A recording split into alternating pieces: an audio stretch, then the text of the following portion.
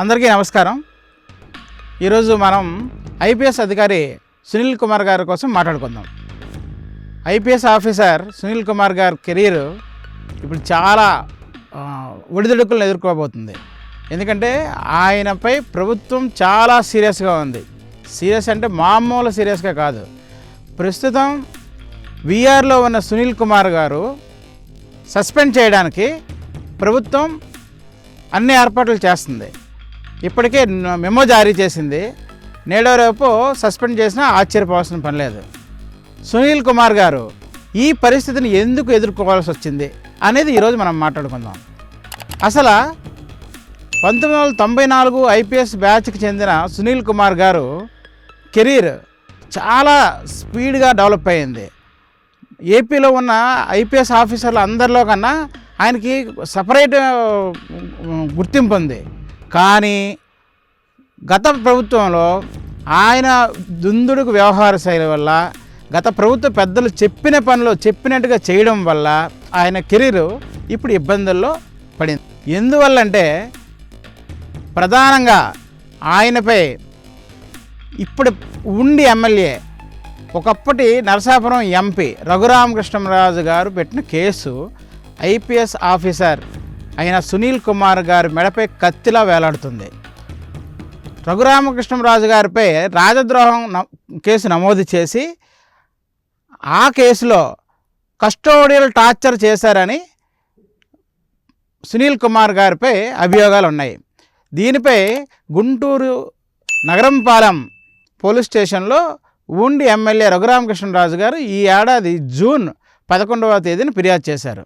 ఆ ఫిర్యాదు ప్రకారం సునీల్ కుమార్ A1 గాను, మాజీ సీఎం జగన్ A2 గాను, అప్పటి సిఐడి ఏఎస్పి విజయపాల్ A3 గాను అభియోగాలు ఎదుర్కొంటున్నారు. అయితే జూన్ 12న ఈ కేసుపై సునీల్ కుమార్ గారు తన సోషల్ మీడియా అకౌంట్లో ట్విట్టర్లో ఒక కామెంట్ చేశారు.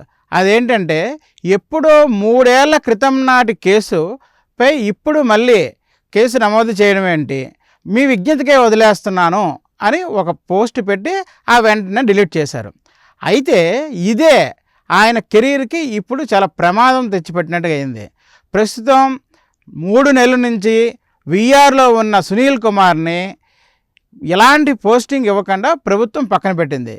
ఎందువల్లంటే గతంలో ఆయన వైసీపీ పెద్దలు చెప్పిన పనులు చేసి చాలా అభియోగాలు, చాలా ఆరోపణలు ఎదుర్కొంటున్నారు.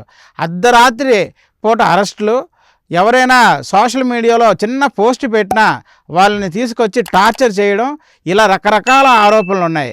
అలాగే గతంలో తెలుగుదేశం పార్టీ నాయకులను ఇబ్బంది పెట్టేలా సునీల్ కుమార్ గారు చాలా దుందుడుగ్గా వ్యవహరించారు. ఈ కారణాల చేత ప్రభుత్వం ఆయన మీద చాలా సీరియస్గా ఉంది. దీనికి తోడుగా ఇప్పుడు ఆయన ఐఏఎస్ అధికారుల సర్వీస్ రూల్స్కి వ్యతిరేకంగా ప్రభుత్వాన్ని విమర్శిస్తూ కామెంట్ చేయడం, ఇది ఆయన్ను సస్పెండ్ చేసేయడానికి దారితీయచ్చు. వాస్తవానికి చంద్రబాబు నాయుడు గారి దగ్గర సునీల్ కుమార్ గారు పనిచేయడం ఇదేం కొత్త కాదు. గతంలో 1994లో ఐపీఎస్ కెరీర్ స్టార్ట్ చేసినప్పుడే చంద్రబాబు నాయుడు గారి దగ్గర ఫస్ట్ పోస్టింగ్ తీసుకున్నారు సునీల్ కుమార్ గారు. 1995లో చంద్రబాబు మొదటిసారిగా సీఎం అయినప్పుడు సునీల్ కుమార్ గారు శ్రీకాకుళం జిల్లాలో ఎస్పీగా పనిచేసేవారు. ఆ తర్వాత నుంచి చంద్రబాబు నాయుడు గారు 10 ఏళ్ళు ప్రోత్సహించారు. ఆ తర్వాత రాజశేఖర రెడ్డి గారి దగ్గర, ఆ తర్వాత రోషయ్య గారి దగ్గర, కిరణ్ కుమార్ రెడ్డి గారి దగ్గర, ఇలా ఉమ్మడి ఆంధ్రప్రదేశ్లో ప్రతి ముఖ్యమంత్రి దగ్గర వాళ్ళకి నచ్చిన విధంగా పనిచేసి అందరి దగ్గర మంచి ప్రశంసలు అందుకున్న సునీల్ కుమార్ గత ప్రభుత్వంలో మాత్రం స్థాయిని మించి ఒక హద్దు చెరిపేసి పనిచేయడం ఇప్పుడు ఆయనకి చాలా ఇబ్బంది. ఎందుకంటే ఇప్పుడు ప్రస్తుతం ఆయనకి 54 సంవత్సరాలు, మరో 6 సంవత్సరాల్లో ఆయన రిటైర్ కాబోతున్నారు. కూటమి ప్రభుత్వానికి ఇంకా 5 సంవత్సరాలు ఉంది.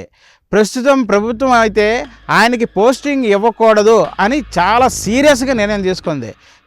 అది ఒక్క చంద్రబాబు నాయుడు గారి నిర్ణయమే కాదు, కూటమి ప్రభుత్వంలో ఉన్న 3 పార్టీల నాయకత్వాలు, 3 పార్టీల కార్యకర్తలు కూడా సునీల్ కుమార్ గారికి ఎట్టి పరిస్థితుల్లో ఈ 5 ఏళ్ళు పోస్టింగ్ ఇవ్వకూడదు అనే పట్టుదలతో ఉన్నారు.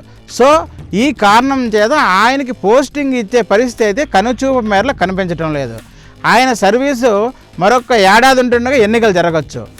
ఆసారి కూడా తెలుగుదేశం పార్టీ అధికారంలోకి వస్తే ఇకపై ఆయన 1 డే మాత్రమే అధికారిగా పనిచేసి రిటైర్ అయ్యే అవకాశాలే ఉన్నాయి.